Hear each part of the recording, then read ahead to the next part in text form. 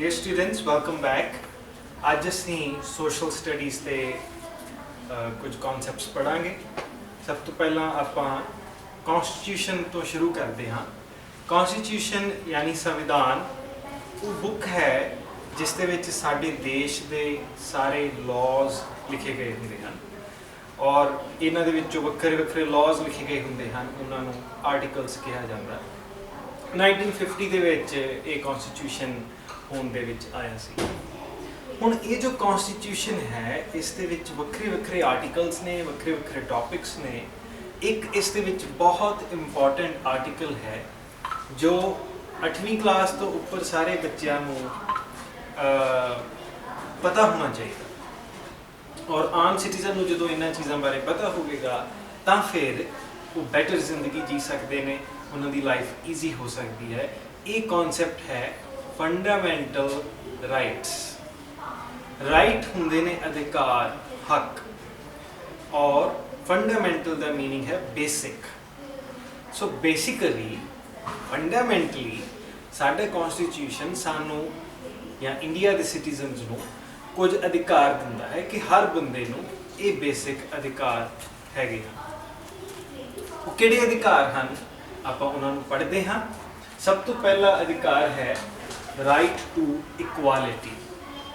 Right to equality और इस दे विच constitution सारियां नू बराबर दसदा है और कहंदा है कि तुहाडी जात, तुहाडा धर्म, तुहाडा रंग, तुहाडी नस्ल तुहानू वख नहीं करदे, तुहाडा जेंडर तुहानू वख नहीं करदे।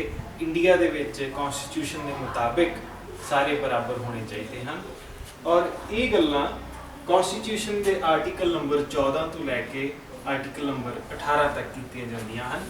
पहला राइट है राइट टू इक्वालिटी। दूसरा राइट जो सानू फंडामेंटल राइट कॉन्स्टिट्यूशन दिंदा है वो है right to freedom. Right to freedom का मीनिंग की है कि असी आज़ाद हाँ, इंडिया के सिटीजनस आज़ाद हैं, उन्हां कोल ये अधिकार है कि वो आज़ाद रह सकन, वो जिथे मर्जी जा सकन, जिथे मर्जी खा सकन, जिथे मर्जी ट्रैवल कर सकन, जिस मर्जी ऑर्गेनाइजेशन के नाल एसोसीएट हो सकन। ये सारियां चीज़ां आउंदियां ने राइट टू फ्रीडम दे विच और आर्टिकल नंबर 19 तो लैके आर्टिकल नंबर 22 तक। अगला फंडामेंटल बेसिक राइट साडा कॉन्स्टिट्यूशन इंडिया के सिटीजनस नूं दिंदा है राइट अगेंस्ट एक्सप्लॉयटेशन। एक्सप्लॉयटेशन का मीनिंग है किसी नूं बहुत ज़्यादा तंग करना, उसनूं रगड़ना, उसका नजायज़ फ़ायदा उठाना।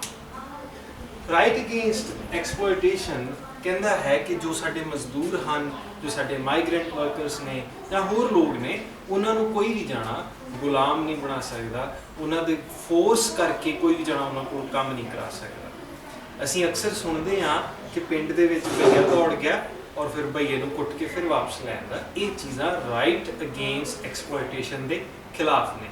कॉन्स्टिट्यूशन सानू ये इजाज़त दिंदा है कि जे असीं काम नहीं करना चाहुंदे तां धक्के नाल फोर्स करके गुलामी दे नाल कोई साडे कोलों काम नहीं करवा सकदा। इस दे बारे दो आर्टिकल हैं, article number 23 and article number 24। हुण अगले राइट की गल करते हैं जो कॉन्स्टिट्यूशन सानू दिंदा है।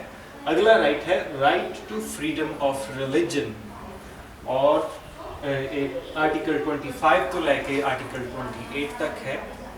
ये राइट कॉन्स्टिट्यूशन का ये राइट ये कहता है कि इंडिया के जो सिटीजनस ने उन्होंने ये इजाजत है कि वो किसी भी धर्म के हो, जो चाहन तो किसी धर्म तो बिना भी रह सकते हैं, वो किसी भी धर्म के वास्ते संस्थावां बना सकते हैं, पर कोई भी जाना किसी तो धक्के दे नाल किसी धर्म के वास्ते पैसे या टैक्स इकट्ठे नहीं कर सकता।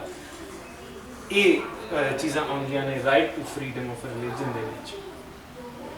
अगला राइट है कल्चरल एंड एजुकेशनल राइट्स। ये हुंदा है article 29 and article 30। Cultural and education rights they which constitution ये कहता है कि किसी भी सोसाइटी नूं, किसी भी कम्यूनिटी नूं ये हक है, ये अधिकार है कि वो अपना कल्चर नूं संभाल सकन, ਉਹ ਆਪਣੇ ਕਲਚਰ ਦੀਆਂ ਜਗ੍ਹਾ ਨੂੰ, ਆਪਣੇ ਕਲਚਰ ਦੀਆਂ ਬੁੱਕਸ ਨੂੰ, ਲੈਂਗੁਏਜਸ ਨੂੰ ਔਰ ਹੋਰ ਜਿੰਨੇ ਵੀ ਕਲਚਰਲ ਐਲੀਮੈਂਟਸ ਨੇ ਉਹਨਾਂ ਨੂੰ ਕੰਜ਼ਰਵ ਕਰ ਸਕਣ, ਤਾਂ ਕਿ ਬਾਕੀ ਜਾਣੇ ਉਹਨਾਂ ਨੂੰ ਉਹਨਾਂ ਦੇ ਕਲਚਰ ਨੂੰ ਮਿਟਾ ਨਾ ਸਕਣ। Finally right to constitutional remedies ਆਉਂਦਾ ਹੈ। Abhinav, right to constitutional remedies ਆਉਂਦਾ ਹੈ, ਔਰ ਰਾਈਟ ਟੂ ਕਨਸਟੀਟਿਊਸ਼ਨਲ ਰੈਮੀਡੀਜ਼ ਇਹ ਕਹਿੰਦਾ ਹੈ ਕਿ ਜੇਕਰ ਕਿਸੇ ਵਿਅਕਤੀ ਨੂੰ ਇਹ ਰਾਈਟਸ ਨਹੀਂ ਮਿਲਦੇ ਤਾਂ ਫਿਰ ਕਨਸਟੀਟਿਊਸ਼ਨ ਤੁਹਾਨੂੰ ਹੱਲ ਕੱਢ ਕੇ ਦੇ ਦਿੰਦਾ ਹੈ। ਰੈਮੇਡੀ ਦਾ ਮਤਲਬ ਹੁੰਦਾ ਹੈ ਦਵਾਈ। ਓਕੇ, ਤਾਂ ਇਸ ਦੇ ਵਿੱਚ ਇਹ ਕਿਹਾ ਜਾਂਦਾ ਹੈ ਕਿ ਜੇਕਰ ਕਿਸੇ ਨੂੰ ਤੁਹਾਡੇ ਬਣਦੇ ਰਾਈਟਸ ਨਹੀਂ ਮਿਲਦੇ ਤਾਂ ਤੁਸੀਂ ਜੱਜਸ ਕੋਲ ਜਾ ਸਕਦੇ ਹੋ, ਕੋਰਟਸ ਵਿੱਚ ਜਾ ਸਕਦੇ ਹੋ, ਕਨਸਟੀਟਿਊਸ਼ਨ ਤੁਹਾਡਾ ਸਾਥ ਦੇਵੇਗਾ। ਇਹ ਹਨ ਸਾਡੇ basic fundamental rights. And if you have any questions, feel free to send in the chat or feel free to text in the comments. Thank you.